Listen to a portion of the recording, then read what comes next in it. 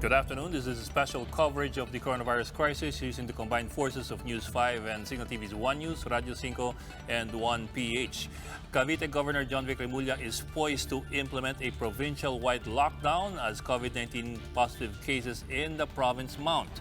In a Facebook post, Remulla called on mayors to prepare while parameters are being finalized. Remulla says he is also contacting the Philippine Army for additional reinforcements. In the same post, Remulla justified the need for such restrictions to prevent a further spread of infection. He says continuous violations of government stay-at-home orders have contributed to the rise in confirmed cases. Data from the health department shows over 200 COVID-19 cases have been reported in Cavite, most of which are in Bacoor. As a result, Bacoor's Barangay Molino 3 or Molino 3 has been placed under a week-long lockdown starting last Friday. Barangay authorities in Binondo, Manila have rescued a COVID-19 patient who had escaped from the Philippine General Hospital over the weekend. They spotted a 31-year-old male patient walking around in Barangay 274 on early Sunday morning. After recognizing him as the patient who escaped from the hospital, authorities quickly alerted PGH of his whereabouts. They also learned that the man spent time with his mother and his siblings in their house in Barangay 275. His family is currently under strict observation and quarantine. Meanwhile, firefighters were tapped to disinfect the two affected barangays. There is now an oversupply of chicken and pork in the country amid the ongoing enhanced community quarantine. To tell us more, we have SHYLA FRANCISCO reporting live from Kamuning Market in Quezon City. SHYLA, anong sinasabi ng DA na sobra ang supply ng baboy? Dahil ba ito sa naiipon ng mga ito at hindi na mabiyahe? Tama ka dyan, Bok, no? Naiipon ang supply ng karneng baboy, particular dito sa Visayas at Mindanao, dahil hindi makapasok dito sa Luzon. Dahil pa rin yan sa umiiral na ECQ sa Luzon na magkakaroon pa ng extension sa ilang rehiyon at probinsya pagdating ng hanggang May 15. Pero isang factor lang yan, no? Ayon sa DA at Samahang Industriya ng Agrikultura, humina rin talaga yung demand, hindi lang ng manok, pati ng baboy. Sa Kamuning Market, ilang tindero na ang nagbawas ng benta ng higit kalahati. Ang ilang customer, mas inuuna na lang raw kasi ang mga bayarin katulad ng water at electricity bills kesa bumili ng baboy. Karamihan din sa kanilang customer ang mga restaurant, kantin, karinderya na bawas o tigil operasyon ngayong ECQ.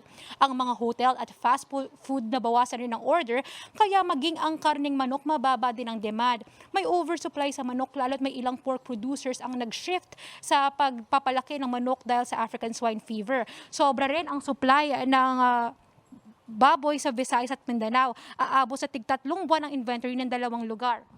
Sa tansya ng Agriculture Department, bumaba ang demand sa baboy ng bansa ng at least 20%. Dahil dito, inaasahan pang may surplus ng 8 araw sa karneng baboy sa pagtatapos ng Hunyo. Ayon naman sa Samahang Industriya ng Agrikultura, kailangan na raw mailabas ang mga stock doon sa Mayo para makadagdag din ng supply din sa Luzon. 64% ng demand ng baboy ay sa Luzon. Ayon sa grupo, pwede naman muna ito ilagay sa cold storage sa Luzon o kaya pwede sa mga supermarkets ilagay ang supply sa Visayas at Mindanao, habang sa palengke naman ang supply mula Luzon. Tinatansya na kasi ng DA na may 43 days short sa supply ng baboy sa katapusan ng taon. Sa kabila nito, ang presyo ng liempo umaabot hanggang 240 pesos kada kilo, habang umaabot hanggang 200 pesos ang kasim na lampas sa SRP. Ayon sa DA, bunsod lang ito ng problema sa logistics. Boksa ngayon nakikipag-ugnayan na rin ang DA sa mga kooperatiba ng talipapa para makakuha ng mga bentang baboy mula sa pork producers. Napansin kasi nila na dito sa mga talipapa usually mas mataas yung presyo ng ilang mga karning baboy at manok. Ngayon nakikipag-ugnayan din sila sa mga ilang LGUs, NGOs, mga subdivisions at online deliveries para mas makahanap ng mas maraming market para sa mga pork supply sa mas murang halaga. Bok? So, SHYLA, hindi naman talaga siya problema ng supply, problema na lang ng logistics dahil hindi maidala rito, hindi maipasok sa Luzon yung supply. Oo, no, tama ka dyan, Bok. Problema sa logistics at syempre naka-aggravate din yung problema dahil nga bumaba ng matindi yung demand. Bok?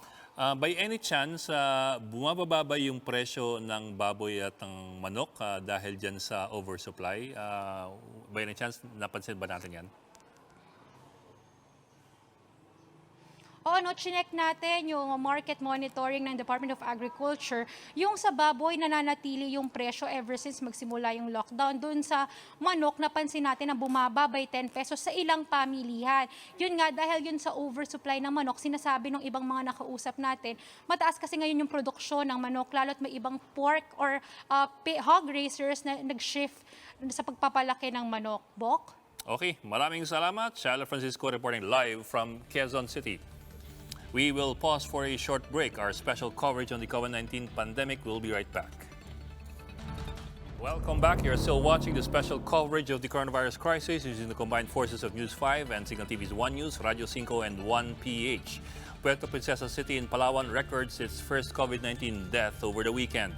The 63-year-old resident from Barangay Tinabag first experienced symptoms of the coronavirus disease on April 14 and later on died after 7 days. Mayor Lucilo Bayron says that they have placed the barangay where the patient resided on lockdown while contact tracing is now in progress. This case is the Palawan capital's second confirmed COVID-19 case in the province. Meanwhile, the Mimaropa Regional Health Department has cleared 12 suspected COVID-19 cases in Palawan after their test results came in negative. 8 other patients are still waiting for their test results. The Luzon-wide enhanced community quarantine has heavily affected the garment businesses in Taytay, Rizal. This prompted 2 businesswomen in the garments capital of the Philippines to shift gears and focus on making face shields and PPEs. Laila Pangilinan tells us more. Some businesses in Taytay, Rizal had no choice but to halt their operations because of the ongoing enhanced community quarantine. This made some entrepreneurs like twins Tina Santa Ana and TRACY CRUZ to strategize and adapt. Before the ECQ, Tina is busy managing her printing press and online business. But now they are focusing more on making face shields. Their acetate type face shield costs 20 pesos, while the laminated film roll type is cheaper at 15 pesos. Tina assured that their face masks are not just affordable, they are also of high quality. Nag-isip kami ng paraan just to continue ng work ng mga tauhan namin kasi we all know that medyo may konting recession tayo ngayon. So, we think of a way na makapag-produce kami ng affordable na face shields para dun sa lower market natin. On top of her regular workforce, Tina also hired some seamstress who lost their job because of the measures in place to curb the spread of COVID-19.